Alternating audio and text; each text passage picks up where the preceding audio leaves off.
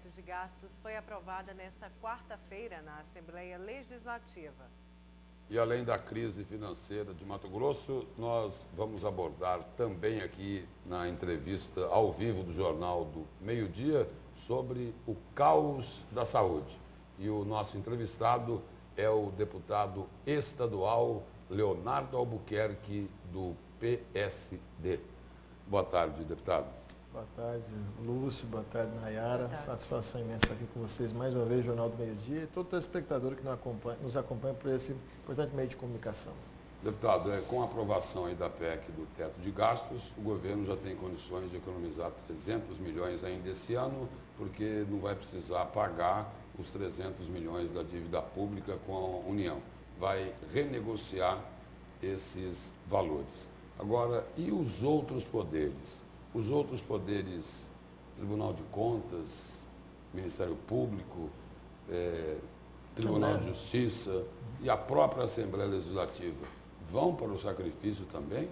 Ou vai ficar só no congelamento dos salários dos servidores?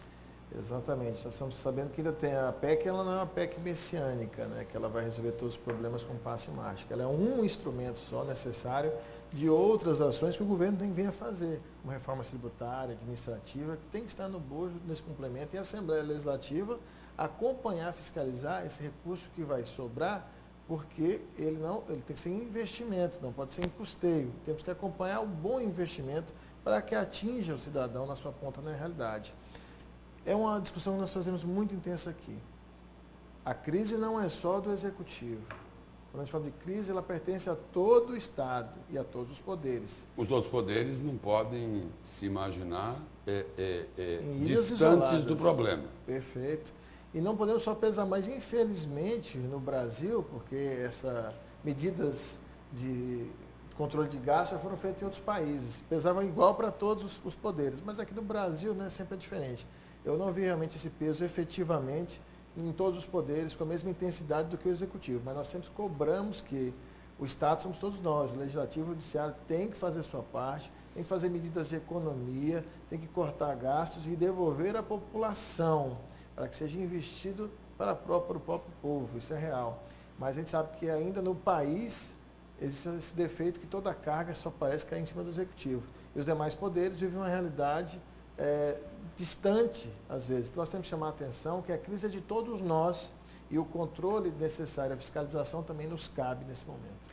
E além dos poderes como de população, que o governo do Estado também faça o dever de casa, enxugue a máquina, enxugando principalmente os gastos excessivos e as próprias secretarias que existem no governo.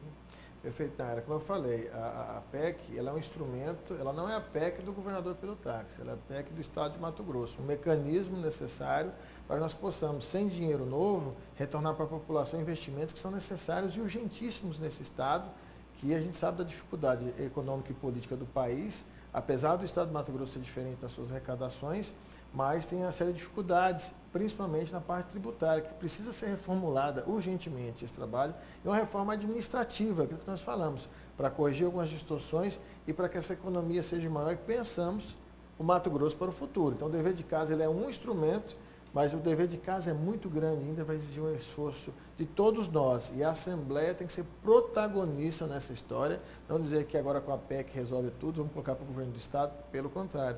A responsabilidade é dos 24 deputados a fiscalizar, a acompanhar, ver a boa execução do dinheiro público e como vai encaminhar esse Estado daqui para frente. Secretário, deputado, falando em daqui para frente, no futuro, como é que vai ser aí para equilibrar as contas do governo? O governo está precisando aí de receber lá os 400 milhões do FECS, os 110 milhões da Conab e ainda arrumar mais um pouco de dinheiro para poder fechar as contas apagando os maiores incêndios. Vai ficar coisa para trás.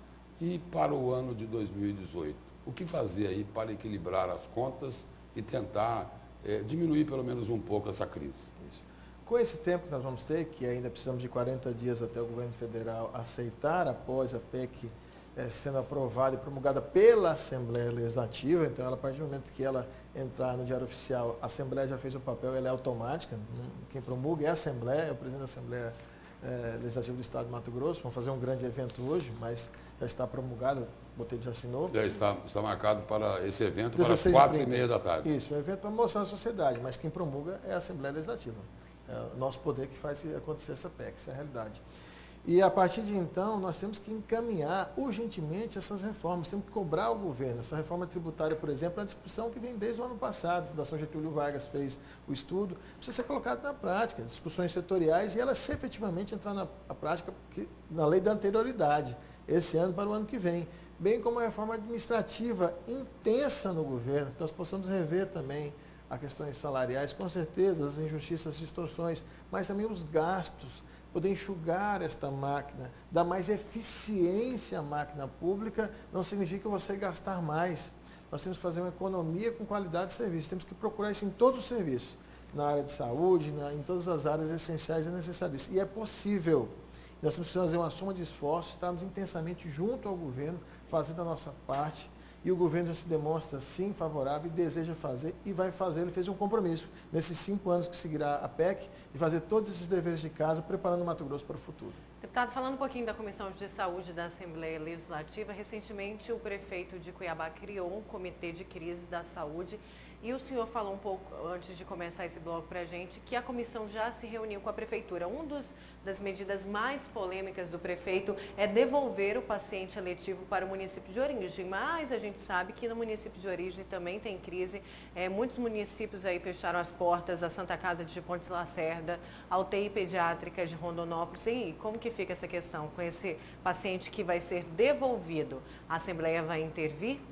A capital, falar de saúde, até você querer falar sobre saúde, é um problema nacional, mas eu já falei, como nós já conversamos anteriormente, eu não aceito esse discurso pequeno, é um problema no Brasil e no Mato Grosso vai ser diferente, ele é igual, mas temos situações que temos que defender o nosso Estado. Nós sabemos as dificuldades e a capital ela é penalizada, porque a capital concentra o maior número de médicos e especialistas. Então, 140 municípios restantes vêm desaguar aonde? Na capital, Cuiabá. Então, ela, além de atender a sua população cuiabana querida e a Baixada Cuiabana, ela tem que atender municípios de outro país, às vezes a Bolívia vem para cá, de outros municípios e de outros estados que estão em trânsito. O SUS ele é universal, é igual, e você não pode negar atendimento, tanto que não foi feito esse decreto, urgência e emergência foram mantidos. Mas você não pode negar atendimento. Eu entendo a posição do nosso prefeito querido Emanuel, que fez uma ação porque queria receber os repasses do governo do estado e tomou uma medida dessa até chamando atenção para o problema e deu resultado.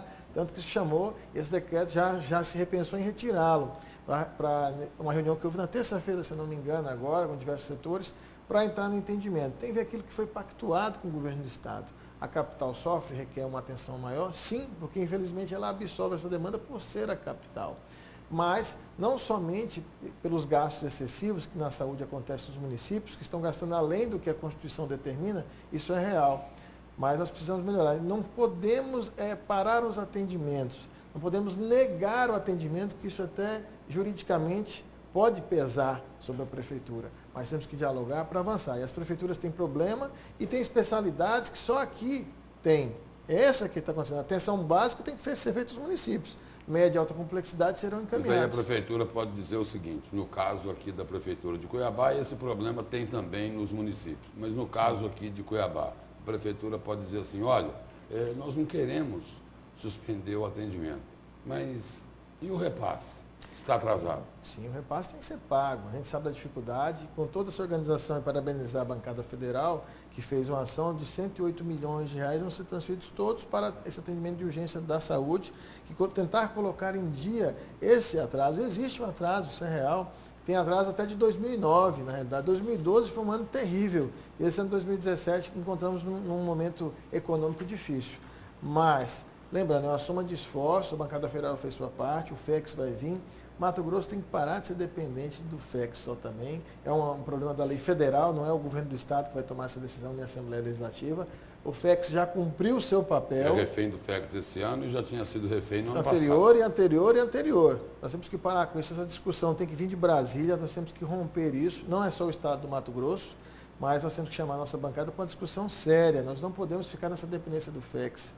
ele já cumpriu o seu papel, já há mais de 2 décadas. Na dependência de nada, inclusive do salário dos Lei servidores, Candir. que o governo já falou que atrasou para dar prioridade à saúde. Não é assim que se organiza, né? Acabou punindo os servidores porque a conta da saúde não fechou. Infelizmente, estamos apagando fogo. O estado do Mato Grosso até que demorou para chegar aqui. Outros estados como Rio de Janeiro, Minas Gerais, por exemplo, Rio Grande do Sul, um caos há muitos anos. O estado do Mato Grosso tentou e conseguiu levar até onde pôde, para manter em dia os salários, enfim, seus compromissos. Mas a crise chegou, nós tomamos a medida agora urgente, que vai afetar, impactar daqui a um tempo, a melhoria disso, o equilíbrio financeiro, mas o dever de casa é grande. Desejamos que o Brasil saia dessa crise econômica e principalmente dessa crise política que está acabando com esse país.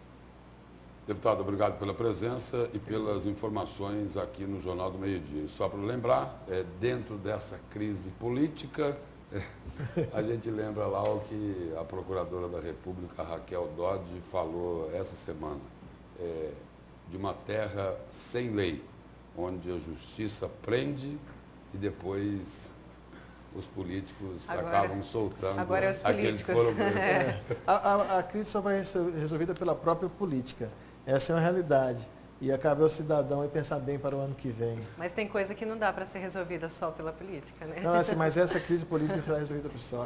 E tem que mudar a Constituição Federal, né? Porque realmente essa lei da imunidade parlamentar, me poupe, ela é feita realmente para não prender quem está no mandato. E isso a Câmara Federal tem que tomar uma posição urgente e mudar isso. Vamos trazer mais justiça para esse país, sim, em breve.